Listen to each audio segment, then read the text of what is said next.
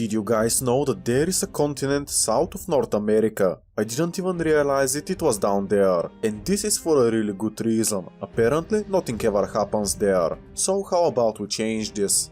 Historically, many of these nations had held some very pro-German governments during the Second World War, and many even held high-ranking ultranationalist officials after the conflict had ended. I'm looking at you, Argentina. Now, let's take this a step further. What if Brazil had joined the Axis? Leading up to the war itself, Brazil had a strict policy of neutrality. However, this didn't stop them from engaging in commercial and diplomatic relations both with the Allies and the Axis. In fact, the Brazilians traded with the Axis so much that by 1940 they became Germany's leading export market outside of Europe and its 9th largest trading partner overall. The Brazilian government was also ideologically sympathetic to ultranationalism and it aimed to profit from the war as much as possible.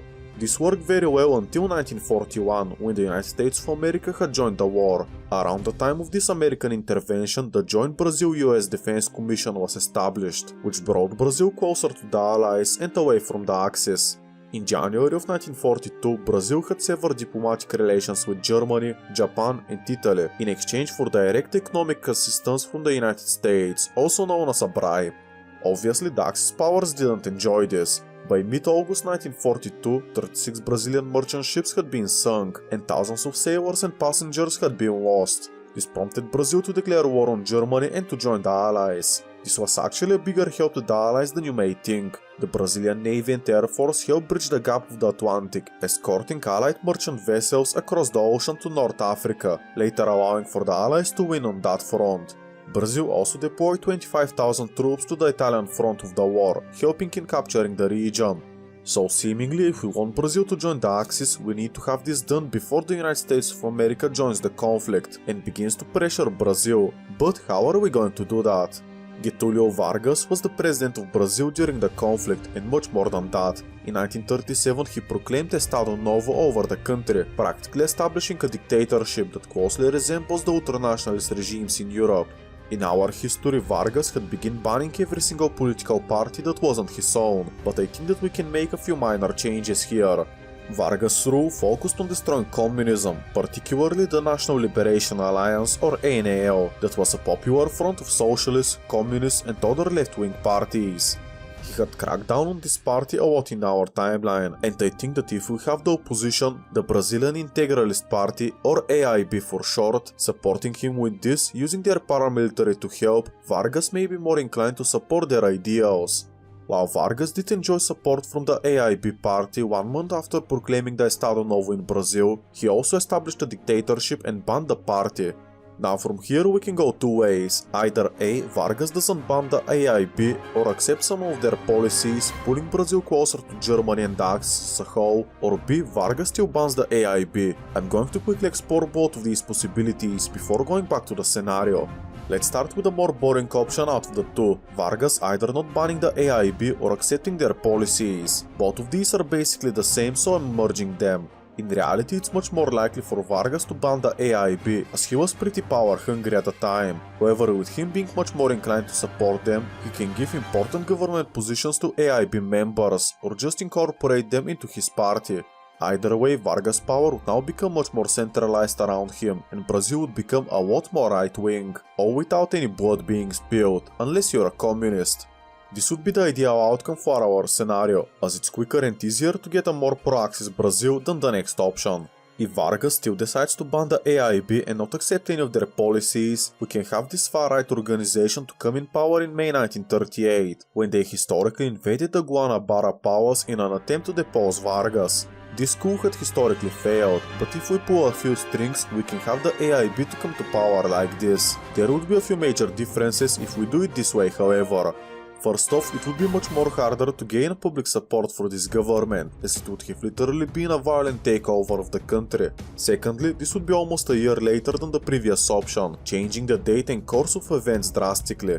Third, while still Brazil would be far right, it would be even further right than the previous option and may ruin foreign relations with other nations.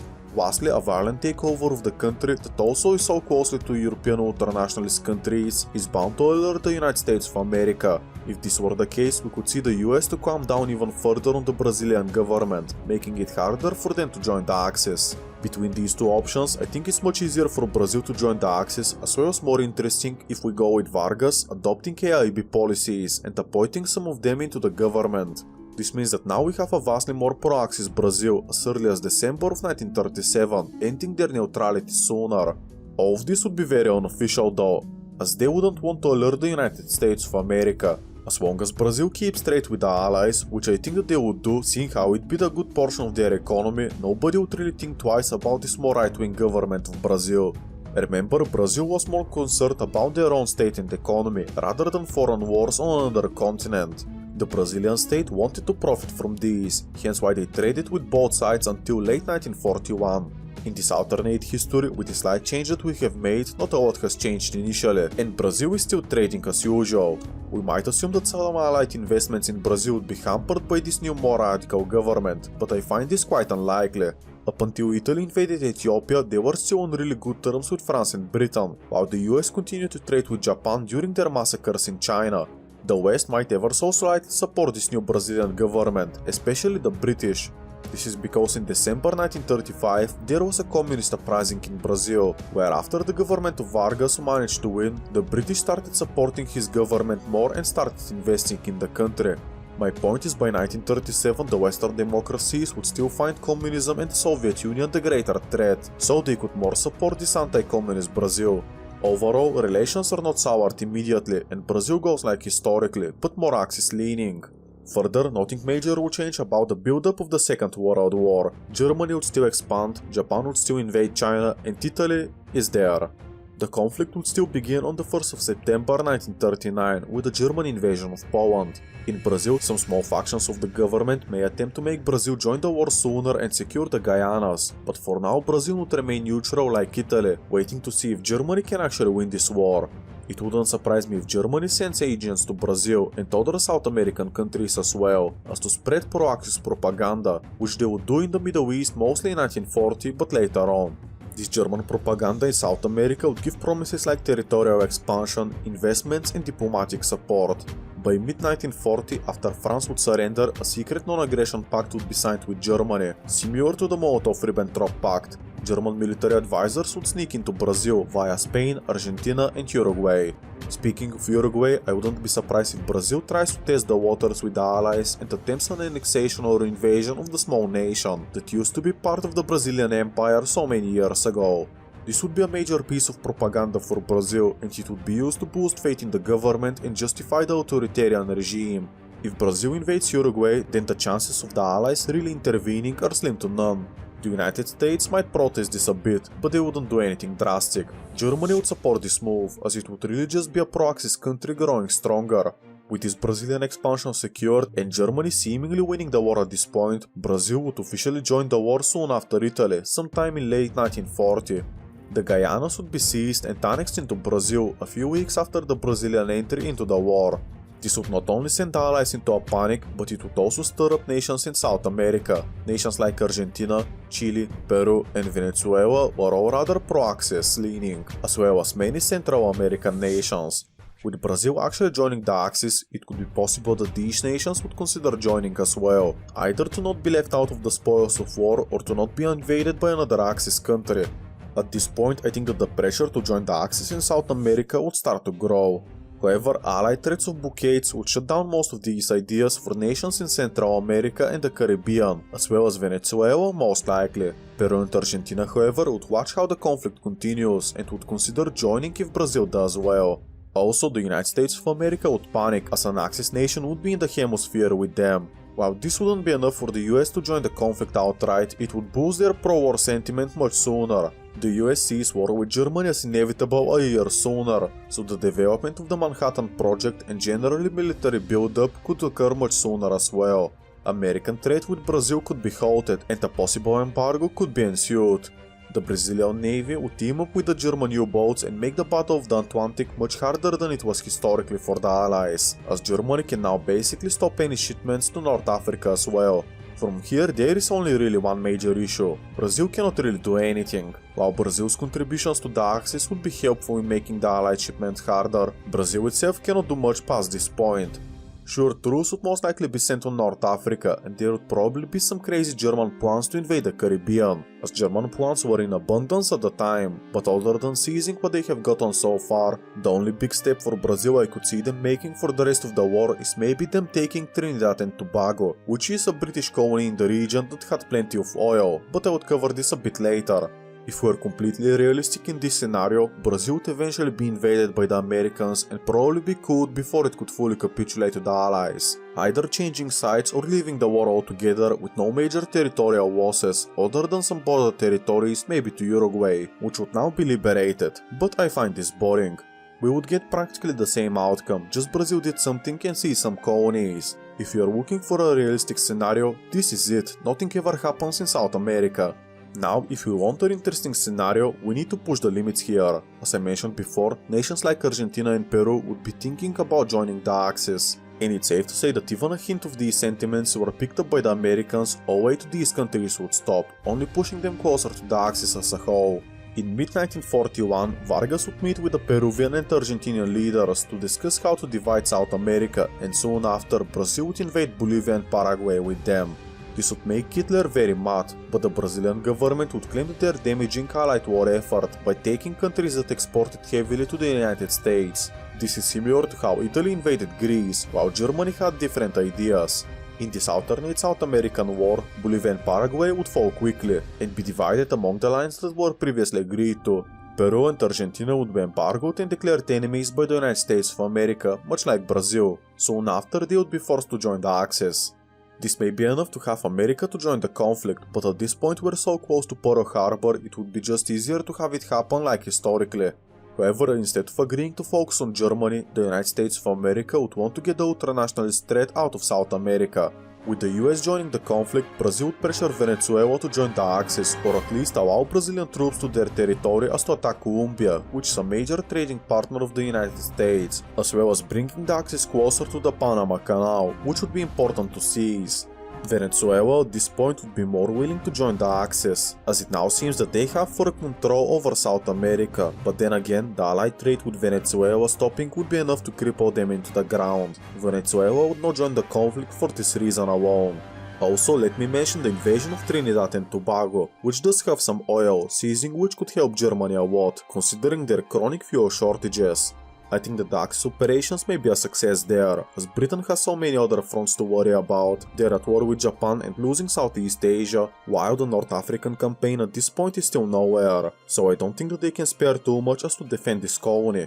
Venezuela may decide to aid the Axis, allowing them to use their ports and infrastructure, but the fall of Trinidad and Tobago wouldn't result in much, as with a much stronger US and British navies, any exports going to Germany would be greatly limited, almost non-existent. Now Brazil and Peru need to continue their mission to take Colombia and the Panama Canal, so the two must invade north. This invasion likely wouldn't go well. Peru had already suffered greatly and barely managed to win the Peruvian-Ecuadorian War, only a year prior, and with basically nothing changing about Peru's army, chances are that they would get bogged down in Ecuador. This would gradually slow down the Axis advance and eventually stop before them doing too much damage to Colombia. Going south, Argentina will take advantage of the improved Axis position in the Atlantic as to strike the Falkland Islands and South Georgia Island. It's not impossible to assume that Argentina can take these two with the help of the Brazilian Navy, as British troops would have been mostly diverted to Europe instead of these small colonies. With these now taken, the Allies' shipping routes would be even more damaged, securing the South Atlantic in the Axis hands. By mid-1942, the continent would be in a standstill. American forces would start to show up there and cause problems. The American Navy, vastly outcompeting the Brazilian and Argentinian ones, would begin to slowly help take back control over the Atlantic. American ground troops would appear in areas like Ecuador, but the largest American operation in South America wouldn't be on this front, and it wouldn't be sabotage, it would be diplomatic. Chile is practically the only neutral nation in the continent right now, and the only reason why it hadn't joined the Axis is because of their trade with the Allies. America would want to open up a new front to combat the Axis countries, capturing Argentina and then force Brazil and Peru into a two-front war. Of course, the Allies would need to offer concessions to Chile, such as better trade deals and promises of minor territorial expansion, but I don't think it's too impossible to have Chile join the war on the side of the Allies in late 1942, especially if America can pull off a few victories against Brazil. This Chilean entry into the war would spark a few major losses to the Axis, particularly Tierra del Fuego, which is important for controlling regional trade. Chilean forces would also push north into Peru, crawling along the coast. Advancements into Argentina would be minor, with the Andes keeping either side from engaging in any massive offensive. Peru would be forced to pull troops from the Colombian front as to protect their south, allowing minor gains by the Americans to be made in the north. The United States of America would be fully committed to fighting this war, and at this point the much weaker South American countries wouldn't stand much of a chance. Every day the Atlantic would slip further away from the Axis control, with the Brazilian Navy losing thousands of sailors. For the land war, American forces would begin to arrive en masse and begin to push into lost territories. Chile would continue their push across La Plata with American and British aid, pushing Argentina further north. At this point, naval invasions along the Brazilian coastline wouldn't become impossible. While Rio de Janeiro wouldn't be targeted at first, the invasions along the northern coast would be most likely, around the Pernambuco area.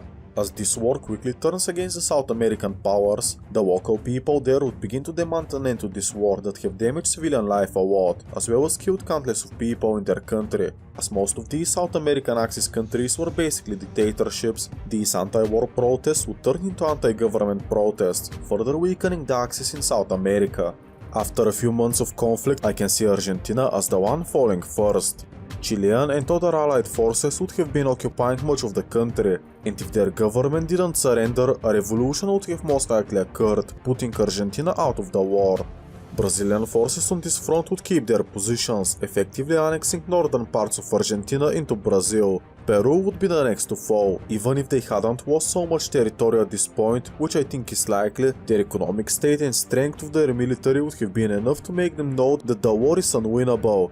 There is no way for Germany to send support to South America, due to the Allies dominating the Atlantic, and Germany certainly has other priorities, although they would appreciate the distraction in South America. With Brazil now surrounded and stretched thin, it's possible that Vargas disbands the AIB and attempts to negotiate peace with the Allies. While a coup might take place by the AIB as to keep themselves in power, a counter coup most likely would take place as well, and Brazil would be out of the war by the end of 1943 regardless. The region would be placed under military occupation for now as a separate peace treaty is thrashed out, with nations like Uruguay, Paraguay and Bolivia being reinstated. But with such a big distraction being around 1940, how would this affect the rest of the war? Well, Operation Torch would happen much later, as it would have been too risky to cross the Atlantic here with Brazil being in the Axis. This means that North Africa, for example, would be in the Axis hands for up to a year longer, really slowing down the Allied war effort. Secondly, lend-lease to the Soviets might be decreased, as the Americans would need to have more supplies to send over to South American allies and rebels. While this wouldn't be a huge amount, it would still hurt, and Operation Barbarossa might manage to push just a little further than historically. In the Pacific, Japan would remain at the top, as American forces would hardly be fighting there. The Battle of Midway might not happen or result in a Japanese victory. These Japanese gains in Southeast Asia might be improved, and the island hopping campaign wouldn't have been launched until much later. Overall, the Axis are in a stronger position, but this would obviously not remain the case.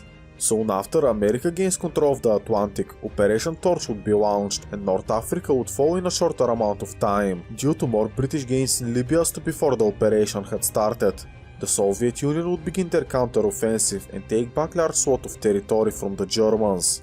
In the Pacific, American troops would begin to take islands slowly but surely. The war would progress roughly the same, with Germany surrendering to the Allies as late as early 1947, and likely being nuked into oblivion. This is a really interesting butterfly effect of Brazil joining the Axis, delaying the war just enough for Germany to receive the dirty bomb, instead of Japan. The Soviet Union would also have done more of the heavy lifting here, possibly reaching the Rhine River by themselves, and the Allies would have had to delay their invasion plans for Europe by multiple months or up to a year, while the Soviet timetable wouldn't be altered too much. This would secure more Soviet control over Germany, with a north-south partition of Germany being more likely than east-west. Yugoslavia or Greece may also fall into the Soviet sphere, or at least have more pro-communist sentiments. Japan's surrender would be a bit different. By mid-late 1947, Japan would be in a similar situation as to our timeline historically, but would be more economically and militarily damaged. With the Soviet invasion of Manchuria, Japan might surrender without the atomic bomb ever being dropped on them. In the peace treaty, Japan would get the exactly same peace deal as historically. In Europe, something similar would happen, but the USSR would gain much more control over the Balkans and Germany, as well as possibly Austria as well, but I don't know. South America would be totally redrawn. Of course, the more likely option is that America probably just returns the status quo as to before the war. But I know you guys want to see the colors on the map change, so I drafted a more harsh peace treaty. First off, the British, Dutch and French colonies would be returned to their respective owners. Ecuador would be allowed to retake their territories it had lost to Peru, which is the Pastaza region. Chile would expand to annex Tierra del Fuego and Tacna Mucugea, making an even longer Chile. This is a victory in my book. Now for Brazil, if you want to have some fun, which let's be honest we do, we can reform Greater Paraguay by giving them areas north of the Bermejo River at the expense of Argentina that the Paraguayans had always claimed. While they can also get their former claims in Brazil, namely the areas between the Branco and Tivinhema rivers. Greater Uruguay could also be formed, where they would take Rio Grande do Sul from Brazil and Misiones, Corrientes and Tenterurui from Argentina, creating this behemoth of a country that now also borders Paraguay. America would favor this drastic redrawing of the borders in South America, as it makes the weaker countries stronger and less isolated, so Brazil and Argentina invading any of them in the future would be much more difficult. There is now a land bridge of American allies splitting South America in two, making it impossible for Brazil and Argentina, undoubtedly the two strongest countries in the region, to ever coordinate and destabilize the continent again. As for some other minor changes, let me cover Bolivia, where they can get the Acre province from Brazil as compensation for the Brazilians occupying them, while Bolivia could also get the northern parts of Peru, as well as all lands around the Titicaca Lake and perhaps a sea access. Colombia may also expand, where they would take minor parts of the Brazilian Amazons that Colombia used to own when they were a Spanish colony, creating these final borders in South America. A few major changes would occur in this timeline at the signing of this alternate peace treaty. First off, the Marshall Plan would now extend to South America as well, which would boost both the victorious and the losers' economies. Secondly, more high-ranking German officials would be tried for their war crimes, as they can no longer flee to South America. Any that tried would be caught and arrested. This would also save America hundreds of thousands of dollars they spent trying to find Hitler in South America. No, I'm not making this up. And lastly, South America would end up becoming much more reliant on the United States for imports and exports, boosting the American economy further. These are more American-aligned nations that would also have smoother time during the Cold War, as they would be doing slightly better off. Of course, the most important thing is that the Lobster War wouldn't occur here, as Brazil would be closer to America, making the French not want to try to impede on the Monroe Doctrine, like they did historically. The Cold War, I think, would now become a bit more interesting, but I would cover the changes in South America only. Due to the Marshall Plan stabilizing these new regimes, many coups and revolutions that were inspired by socialism wouldn't happen in South America. For example, with Chile being the strongest US ally in the region, Pinochet's Chile is impossible to happen here, plus Chile is in a better position, so this would be a big deal for the region. Further, the Brazilian 1964 coup and Argentina's 1976 coup may not happen as well, and for Argentina this matters, because after their 1976 coup, the military took over and eventually invaded the Falkland Islands, so this war would be avoided here, making Britain not have to fight a massive war during a recession. We can however see other coups and revolutions in the region that historically didn't happen now would occur. One of the most interesting ones we can see is in Venezuela, which wouldn't get anything out of the Marshall Plan, which helped allied and formerly occupied war-torn nations, to which Venezuela wouldn't qualify for. The region would begin to improve as a result of the Marshall Plan, and Venezuela would be the only country in South America that wouldn't get aid from the Americans, so they could begin to be left out economically, hence why this could lead to a rise of socialism in the country, especially after neighboring Cuba does the same. Pinochet's Chile wouldn't happen in this alternate history, but we can see a very similar situation to Chile to play out in Venezuela, where a socialist would take power, and then America, wanting to protect their backyard from communism and especially their oil industry, would support a counter-coup in Venezuela, perhaps putting an authoritarian leader in charge that would be worse for the people, but hey, at least they're not a filthy socialist, am I right?